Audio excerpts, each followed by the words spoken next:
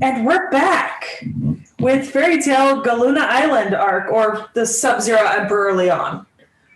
I keep calling it Galuna Island because it's all set on Galuna Island, but the technical name of the arc is Sub-Zero Emperor Leon. I like the twist that he was already dead. Actively outright, yeah. Right? Nani? That was a fun twist. Yeah,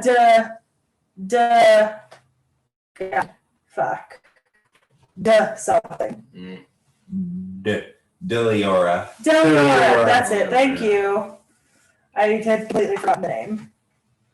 But yeah, no, that was interesting that it was already dead. That being said, I genuinely didn't like the story.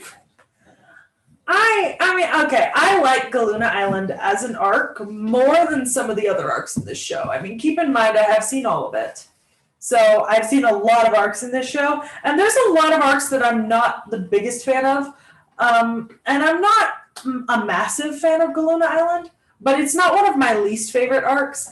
And I like that we get to meet Leon and learn a little bit about Leon and Gray now, because Gray actually stays kind of one of the most mysterious characters backstory-wise from here on out. Like, they don't explain much more for a while, and when they do, it's a fucking doozy. I mean, I enjoy the backstory stuff well enough, but I don't know. The story surrounding it, like, what was it, the moon drip and all that, it's just kind of... Well, they had to get the moon drip to... I think, for me, the stupidest part of this arc that I kind of liked was that in the end, the villagers were actually just monsters. I thought that was actually kind of funny. But it was dumb, but it was funny. Yeah, it was stupid, but it was funny because they're like, we've been cursed!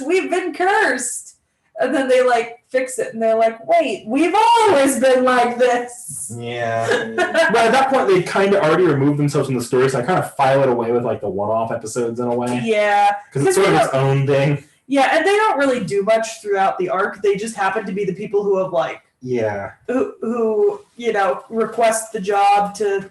Well, they're not the people who request the job, but they happen to be the subject of the requested job.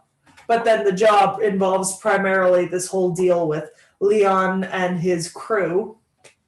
You know, Shelia and the big mouse thing, and Mr. Eyebrows. Angelica, that's it. Mouse. Yeah. Yeah, and the guy with the big eyebrows and the sock guy. I don't know. I think my biggest issue with the show is overall its tone. Yeah. Because, like, what was it? Urza's sword does not kill people. You can't tell me that Angelica didn't die when Urza sliced it up the gut and down the chest. And then Angelica's just knocked out like she smacked at the blunt end of the sword on its head. Yeah. I get it's a show for kids, but that does really hinder my ability to take much of the story seriously. It really does. For me as well. I can't say anything. Fuck. Oh, I'm sure people die. There was a heavy implication at the end.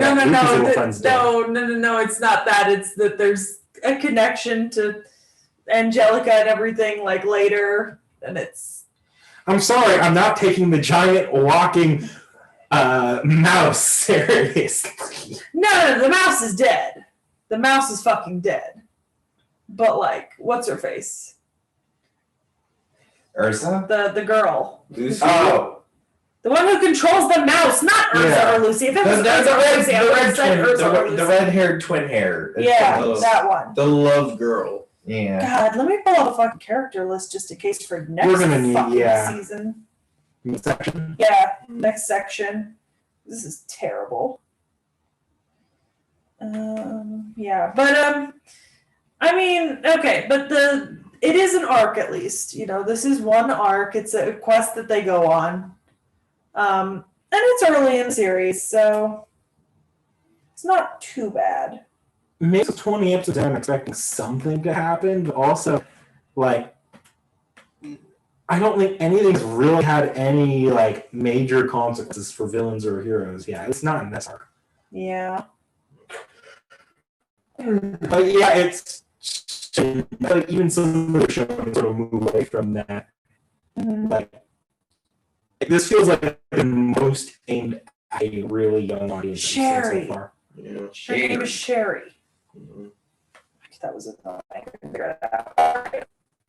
But I think, I mean, with that, I think we're pretty much done for this, right? Segment?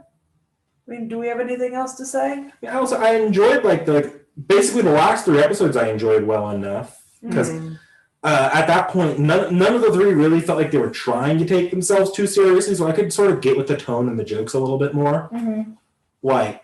And the lighter-heartedness of it all worked a little bit better just as a more of a light-hearted fantasy anime. Yeah, I mean, okay. The thing is, like I said, I'm already submitting more. And in the next couple arcs that I submit, the show does get a bit darker, deals with a little bit more heavy issues. I almost don't want it to get darker, though, because it sort of feels like it's at its best when it's leaning into its lightheartedness. I mean, there are moments of lightheartedness, but there is some darkness, you know? There is some. Anyways, I'm super excited for the next couple arcs, so I'm going to leave that there. They don't handle darkness well. It's an evolving thing. They handle it pretty well as they go forward. Well, from what we've seen, darkness I does know. not handle well. I know, but, you know. So we'll see you back here next week.